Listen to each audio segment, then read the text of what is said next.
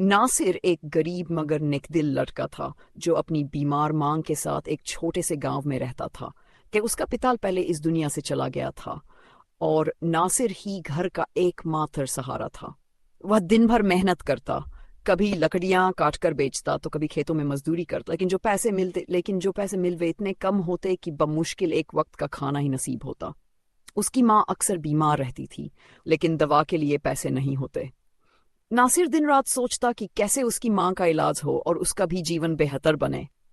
एक दिन नासिर जंगल में लकड़ियां काटने गया। सूरज सिर के ठीक ऊपर चमक रहा था और गर्मी इतनी तेज थी कि उसका शरीर पसीने से भीग गया था। वह एक बड़े पेड़ के नीचे बैठकर सुस्ताने लगा। तभी उसने देखा कि पास ही एक बूढ़ा फकीर बैठा है जिसका शरीर कमजोरी से कांप रहा था। उसके चेहरे पर भूख और थकान साफ दिख रही थी, लेकिन उसकी आंखों में उम्मीद की एक चमक थी।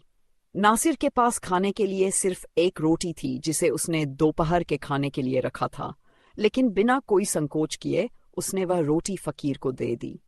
फकीर ने उसे दुआएं दी और मुस्कुराते हुए कहा, बेटा, तुमने इतनी बड़ी नेकी की है, इसके बदले मैं तुम्हें एक जादुई चूल्हा देता हूँ। ये कोई साधारण चूल्हा नहीं है, ये हर समय स्वादिष्ट भोजन बना सकता है। तुम्हें बस कहना होगा, जादू का चूल्हा खाना बना दो, और ये तुरंत तुम्हारी इच्छा पूरी कर देगा। लेकिन याद रखना, इसे कभी गलत हाथों में मत देना। नासिर ये सुनकर चौंक गया। क्या सच में ऐसा हो सकता है? लेकिन फिर उसने चूल्हा उठाया और खुशी खुशी घर लौट आया। जब उसकी मां ने चूल्हा देखा तो आश्चर्य से बोली, बेटा, ये कहाँ से लाए हो? नासिर ने सारी कहानी बताई और फिर जैसे ही उसने कहा, जादू का चूल्हा खाना बना दो, चूल्हे पर खुद ब खुद एक हांडी चढ़ गई, आग जलने लगी और पलक झपकते ही स्वादिष्ट भोजन तैयार हो गया। खाने से इतनी लाजवाब खुशबू आ रही थी कि नासिर और उसकी मां का मन खुशी से झूम उठा। दोनों ने पेट भरकर खाना खाया और मां ने नासिर के सिर पर हाथ फेरकर ढेर सारी दुआएं दी। अब उनके दिन बदल गए। नासिर रोज चूल्हे से स्वादिष्ट भोजन बनाता और गांव के गरीबों को भी खिलाने लगा। वह किसी को भूखा नहीं देख सकता था, इसलिए हर शाम अपने दरवाजे पर खाना रख देता ताकि जरूरतमंद आकर खा सकें। धीरे धीरे गांव के लोग नासिर की इज्जत करने लगे और उसे दयालु नासिर कहकर बुलाने लगे। नासिर और उसके जादुई चूल्हे की खबर जल्द ही गांव के लालची जमींदार तक पहुंच गई। वह गांव का सबसे अमीर व्यक्ति था, लेकिन दिल से बहुत निर्दयी और स्वार्थी था। जब उसने सुना कि नासिर के पास एक ऐसा चूल्हा है जो बिना किसी मेहनत के खुद खाना बना सकता है, तो उसकी आंखों में लालच चमकने लगा। उसने सोचा, अगर यह चूल्हा मेरे पास आ जाए तो मुझे कभी मेहनत करने की जरूरत ही नहीं पड़ेगी। मैं अपने महल में बैठकर आराम से ऐश करूंगा।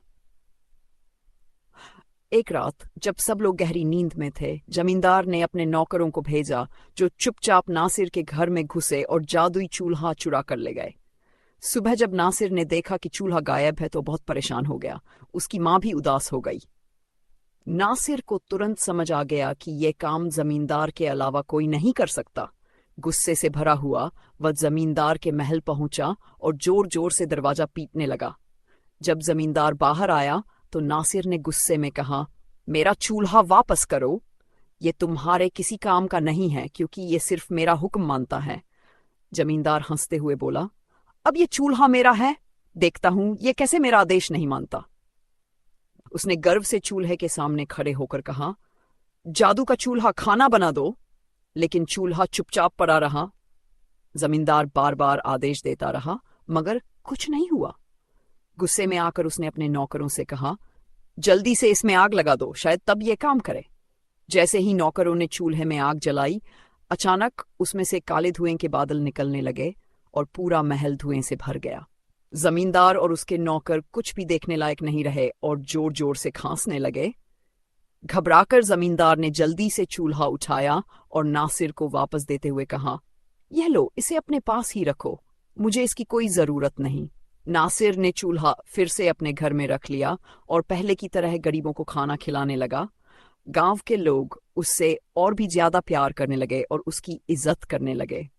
समय के साथ उसकी मां भी ठीक हो गई और नासिर खुशी खुशी अपनी जिंदगी बिताने लगा। यह कहानी हमें सिखाती है कि ईमानदारी और भलाई का फल हमेशा अच्छा होता है, जबकि लालच और बेईमानी का अंत हमेशा बुरा ही होता है।